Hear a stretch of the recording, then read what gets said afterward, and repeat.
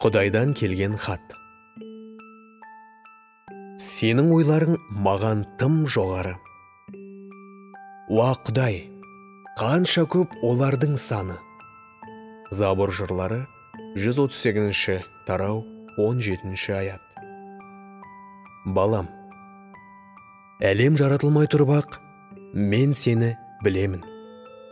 Тіпті басыңдағы шаштарыңның қанша екенін де білемін. Ата-анасына баласы ұқсас болатындай, сен рухани жағынан маған ұқсас болып жаратылдың. Менің саған деген жоспарым бар, және сол жоспарларды орындау үшін қажет болатын дарындарды да бердім. Менің бергенімді ешкім де тартып ала алмайды. Алайда сен сол дарындарыңа немқұрайлы қарамауың керек. Оларды күнделікті жаттықтырып, жетілдіруің қажет екенін есіңде сақта. Мен сенің өміріңе еніп, игі жұмысымды бастадым. Бастағанымды аяқтайтыныма нық сен.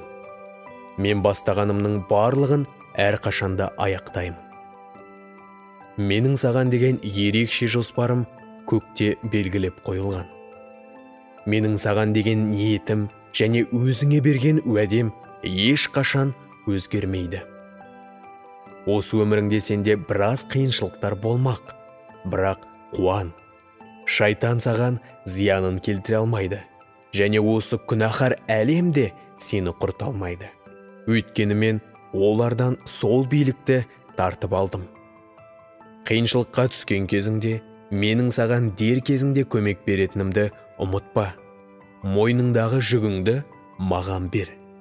Мен саған қолдау көрсетемін. Стресс жағдайында немесе өмірдің қыспақтарына тап болған кезде маған сүйене ғой. Мен сенің жартасың, берік қорғанысың, құтқарушың және күшің боламын. Тіпті анда-санда сүрініп құласаң да, сені ештеңе де, ешкім де құрта алмайды. Өйткені сені ұстап, саған демеу болып келе жатқан менмін.